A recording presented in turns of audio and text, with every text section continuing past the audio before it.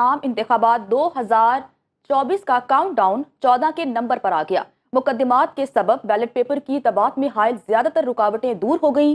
जराये के मुताबिक कौमी और सूबाई असम्बलियों के 250 से जायद हलकों के वोटों की छपाई का अमल जारी है। कौमी असम्बली के 266 और चारों सूबाई असम्बलियों के 593 हलकों के लिए बैलेट पेपर्स छपाए जा रहे हैं। अदालतों में इंतखाबी निशानात और दीगर मामलात से मुतालिक 90% से ज्यादा केसेस निपटा दिए गए हैं। तफसीलात जान लेते हैं, उस्मान जब्बार हमारे साथ मौजूद हैं। उस्मान, बताइएगा इंतखाबात से मुतालिक तैयारियां कहाँ तक पहुंची हैं?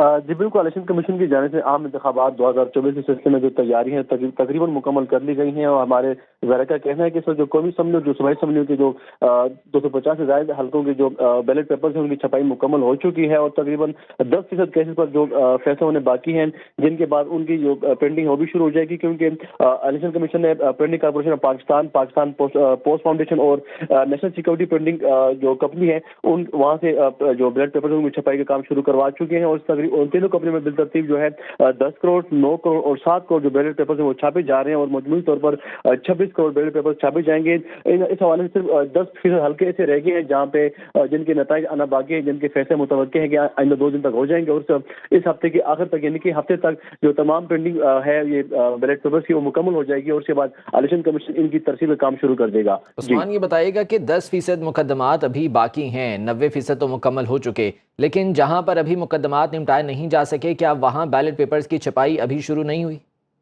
जी, उनकी अभी तक शुरू नहीं हुई। से पहले ये मामला था कि जब सुप्रीम कोर्ट में केस लगा था पीटीआई का जो बल्ले का मामला था, उस वक्त भी प्रिंटिंग जो है वो शुरू हो चुकी थी, लेकिन फिर अचानक रोक दिया गया था तमाम सिस्टम को, क्योंकि सुप्रीम कोर्ट में केस जरिए समाअत था।